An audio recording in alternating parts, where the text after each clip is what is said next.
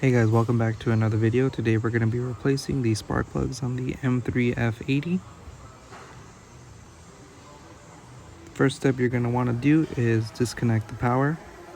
So in the rear right trunk area, undo the panel, grab yourself a 10mm, loosen up this negative terminal and set it to the side to make sure the power cannot be accidentally reconnected.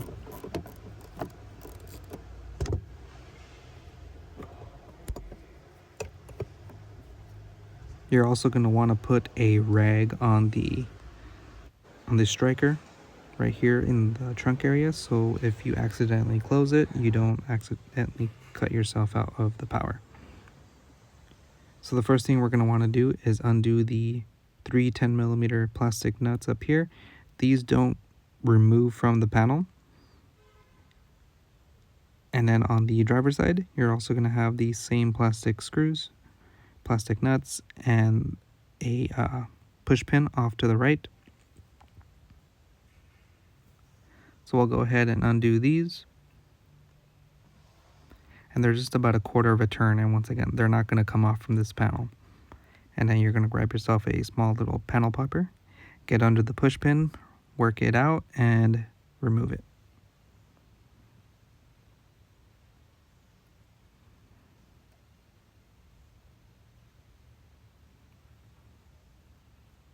Once you got the pin out, you can go ahead and pull the panel completely out and just set these panels off to the side somewhere. Same thing with this side, just undo the plastic nuts, the push pin, and the panel will come right out.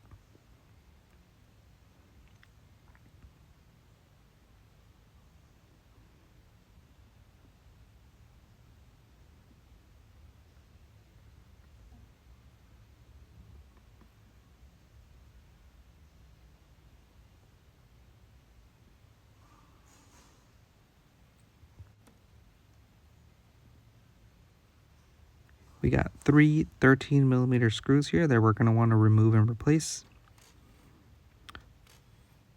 So if you haven't undone that battery now, this is the reason why this post right here is live. So you do want to remove that battery.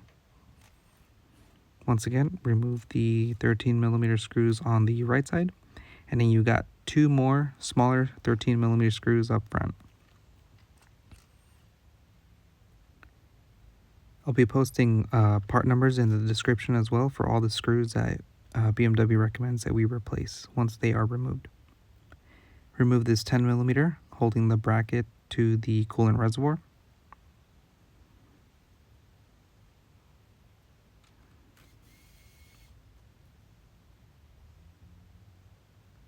And then we have one more push pin right here down in the corner. This can fall out, so make sure that you have a good grip on it as you're removing it. And then once you got that out, the brace is loose and we can go ahead and remove it.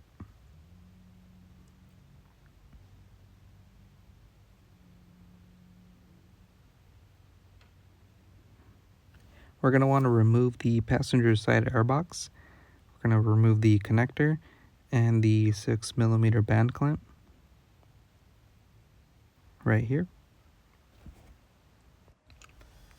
So go ahead and undo the band clamp, the connector, and then pull out the rest of the airbox. It can be a little snug in there, so you're going to want to undo the hose and just slowly work the airbox out of there, all the grommets that it's on. Just get a good grip on the airbox and lift up, and it should come right out. Now just lift up on the engine cover, a couple grommets on it, lift up, put it to the side. And we're going to undo these band clamps on the intake pipes. Undo the power cable.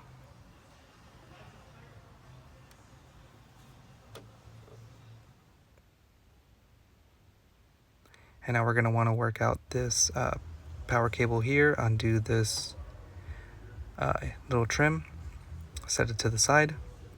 And on both strut towers, you're going to want to remove all these push pins, as well as the connector for the strut tower.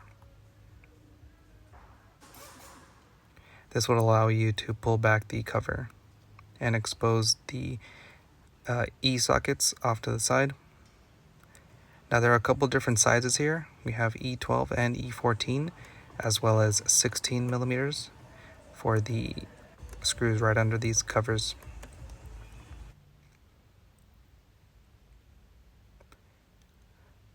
Just undo the rest of the push pins, remove the connector here. You're going to want to push on it and release it and just kind of let it sit there. We'll get to this in a bit.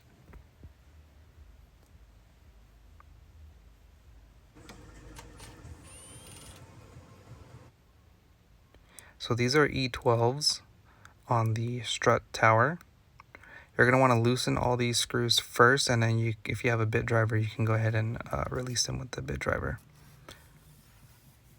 And all of these have a specific torque, and I'll go ahead and explain those torques once we go back to install them.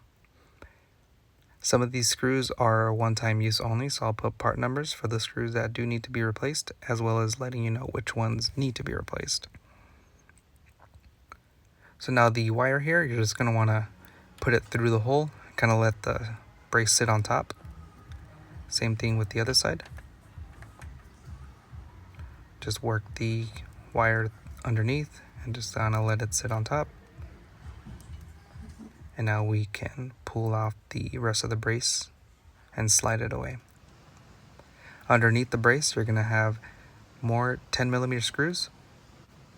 I recommend, if you do have a magnetic 10 millimeter socket, to use it, because there's a chance that these screws can fall down once you take them out. If you don't have a magnetic one, it's perfectly fine. Just be careful when you remove them. They do have a tendency to just fall down.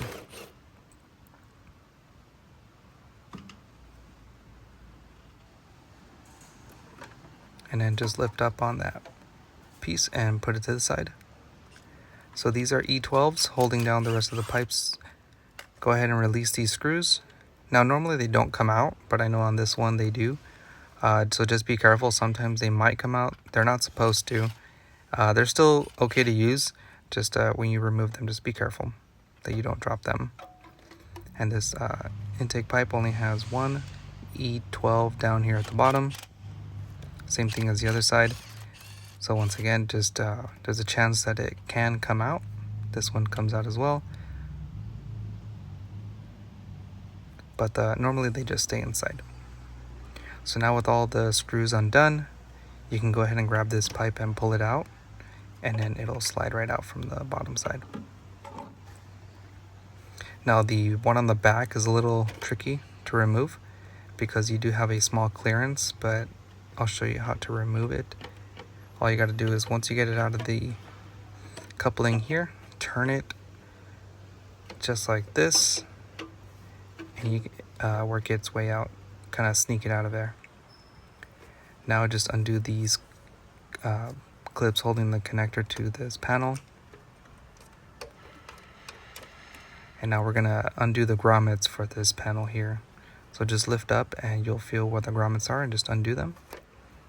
There should be about 3 or 4 of them. I think there's 3. So 1 here and then 2 more in the back.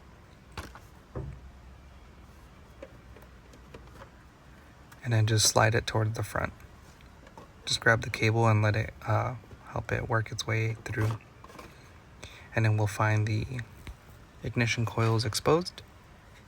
So to remove them, just lift up on these tabs, just like this. And then you're going to want to pull the coils out and pull the connector off. And you're going to do this for all 6.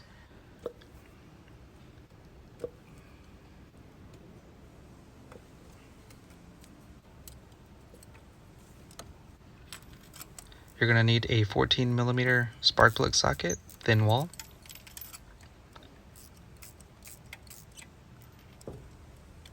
So if you do have power tools, I will urge you at this point, do not use them here.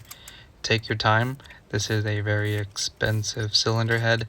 Just take the extra 10-15 minutes, undo them all by hand, install them by hand, torque them to the correct torque. No power tools should be used in this process right here at all. So the spark plug socket you're going to be using will have some sort of magnetic tip inside, which will allow you to bring the spark plugs out and in one by one. I did something to my spark plug socket where that's no longer there. It's just a personal preference that I have. But I would highly recommend that you guys leave your socket the way it is and just put them in one by one. I would even recommend that you remove one and install that one right away, just because you don't want to have all the cylinders kind of exposed, having to risk something fall down into the bore.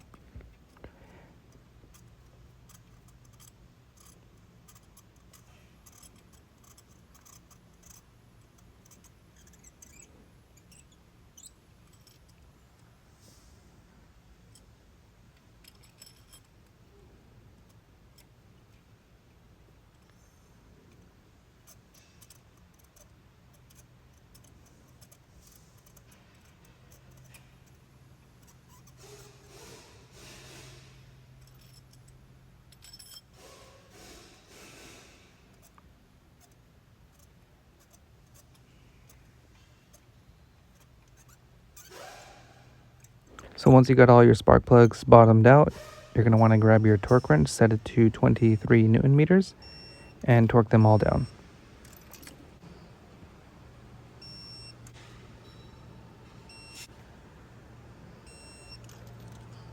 Now when we go to install these connectors for the coils, you're going to want to, the way I do it is just basically kind of wiggle it in, and that top connector will kind of slide down, letting me know that it's inserted properly. So I'll show you again. I make sure the tab right here is fully opened, just like this. Slide it down in, and then I grab the connector and push it in and kind of jiggle it and wiggle it in, and you'll see that it kind of closes halfway, and then I finish it off by hand. Give it a good push and you'll feel it make contact with the spark plug. So here we go again. Just kind of wiggle it in. And what you're looking for is to have a zero gap.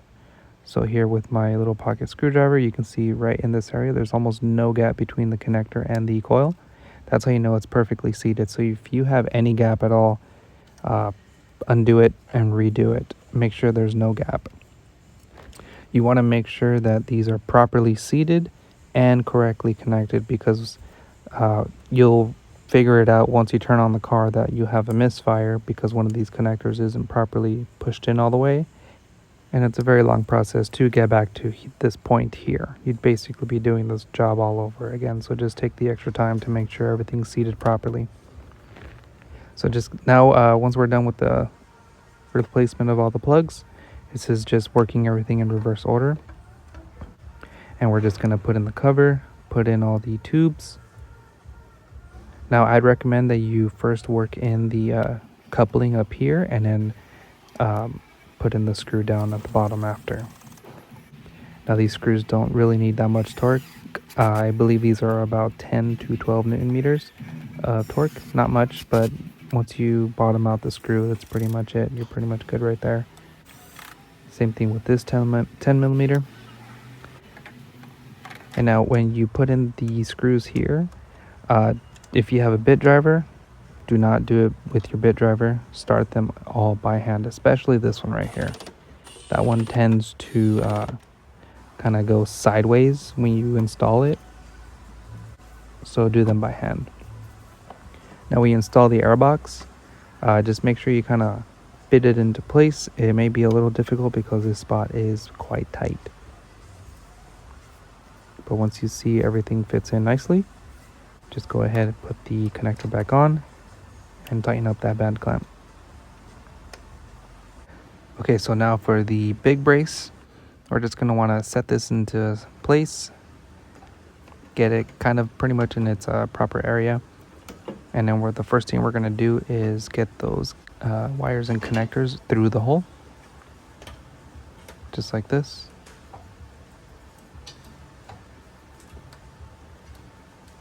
Kind of let it sit down, and then go to the other side and put the wire through the hole.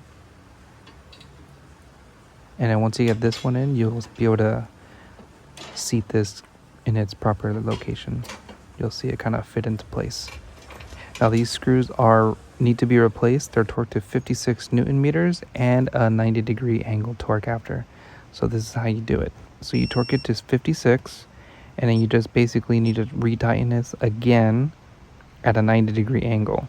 If you don't have a fancy torque wrench to do it, all you really got to do is just find an imaginary line of a 90 degrees, start and end there. So pretend I don't have one. I would start at the top over here and pretty much end at a 90-degree spot.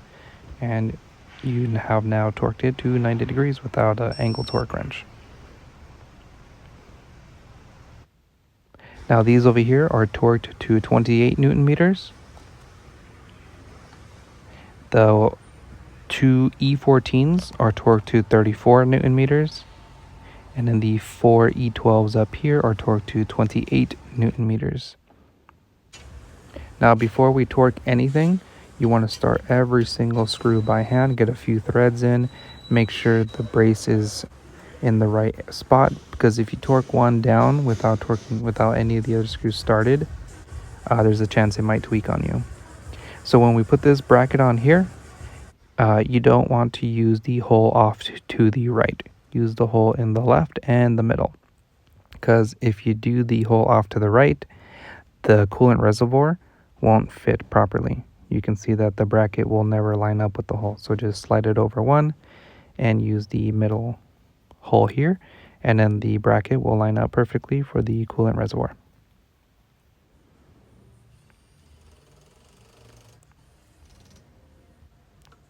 So now we install the carbon fiber brace here. These are the smaller screws. All of these screws are going to be torqued to 28 Newton meters and replaced. So now once you got those screws replaced and torqued down, go ahead and grab this connector, put it back into place, and refit all the push pins down in here as well. Now fitting this may take some time, but it's pretty much self-explanatory. Just work it around the brackets and the strut braces, and it'll fit back into its spot. It's going to kind of like mold into all these brackets. Don't forget the 10 millimeter here holding the coolant reservoir. Put in these caps. Put in your trim here that holds the power wire. All the push pins. The engine covers here. And you're all done. Up on your screen, you should see two links right now to the cabin air filter replacement as well as the engine air filter replacement. So hit that like button, subscribe for future videos, and I'll see you in the next ones.